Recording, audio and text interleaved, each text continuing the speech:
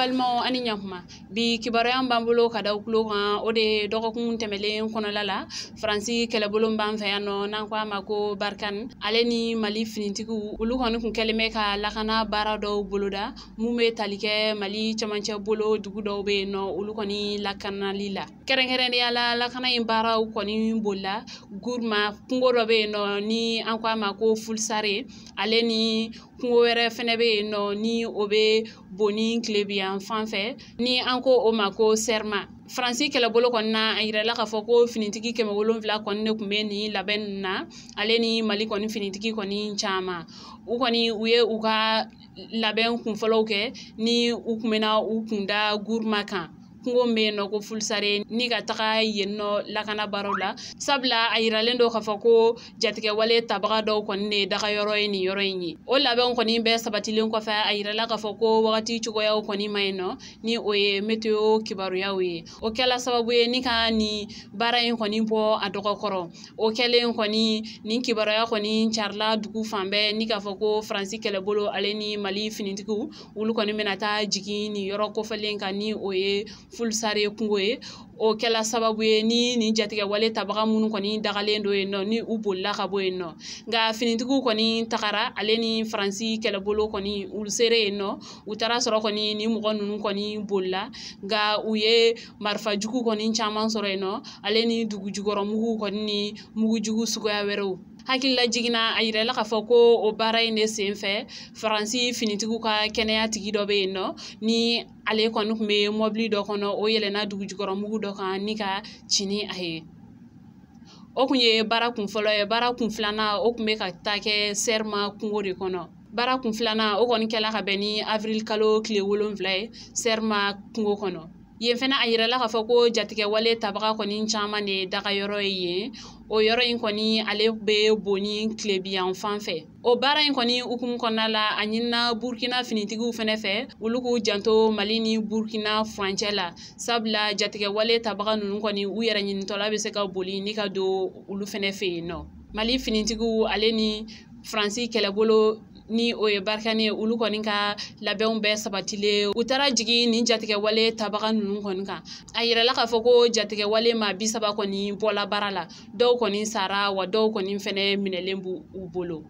Mali finitigu koni fene ya yira ka foko ulu koni jatige wale ma 15 koni fene bo barala tin cogoya la kibara wɛrɛ m'ban bolo kada kulo kan o de Mali camancɛ bolo la alibi Koro Bankas aleni Bajankara ulu koni meru bɛ farala ɲɔgɔn kan ni ka se ka u bolo di ɲɔgɔn ma ka hakili falen falen kɛ u ka sigidaw koni lakana koɲaw la ni meri nun koni bɛ farale ɲɔgɔn kan u y'a laɲini ka fɔ ko ulu koni be a ɲini jamana ɲɛmɔgɔw fɛ u ka finitigu koni bila ka taa ulu ka yɔrɔw la minnu be se ka ulu lakana kosɛbɛ meru ka hakili falen falen nunu koni kɔnɔla la u y'a laɲini ka fɔ ko u koni bena tagama dɔ kɛ donna nataw la ni ka se ka u ka dusumakasa yire jamana ɲɛmɔgɔw la u ka dekun sababu la ni meri nu kɔni fɛnɛ ka laɲini dɔ fɛnɛ kun ye u be se ka dɛmɛ do u ka dugu donsow ma cogoya min na sabula ulu kɔni ne fɛnɛ b'u lakana sɔni finitigiw ka se u ma yen nɔ k'u b'a ɲini jamana ɲɛmɔgɔw fɛnɛ fɛ u ka sigi ka kuma kɛ u ni donsow ni ɲɔgɔn cɛ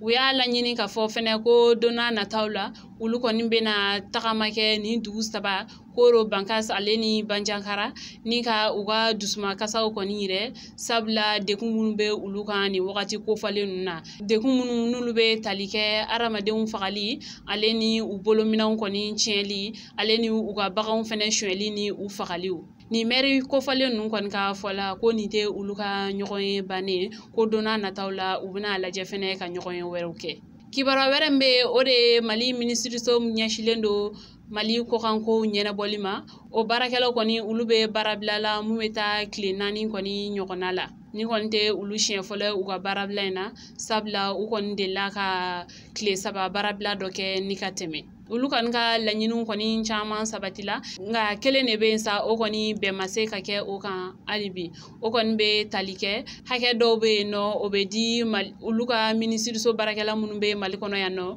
o be di ulu ma nga ulu ka baarakɛla wɛrɛ minnu be Mali kɔkan ulu kɔni tɛ o sɔrɔ u ka laɲini de sisan ulu kɔni u bɛɛ ka kɛ kelen o hakɛ ninnu na kibara wɛrɛ b'an bolo ka da kulo kan o de ye dɔgɔkun tɛmɛlen bananba muso dɔ kɔni ale taara a den kalo 3 k'o lafili dɔw ka du kɔnɔ ni ka taga ni a yɛrɛ ko ni muso in kɔni nana k'a fɔ dukɔnɔmɔgɔ ninnu ɲɛna ko a bɛna don ɲɛgɛn na o kɔni kɛlen sa a y'a den ka bɔ mɔgɔ si ma bɔ a takuma kalama dugulamɔgɔw kɔni ye den ta ni ka taga n'a ye gendarmerie la sɛgɛsɛgɛliw kɔni daminɛ la walasa nin den ba bɛ se ka dɔn cogoya min na kibaruya mana sɔrɔ o kɔfɛ an b'o da o kulo kan an balimaw ni kibaruya ne tun b'an bolo ka da o kulo kan an ni ce aw ka kulomajɔ la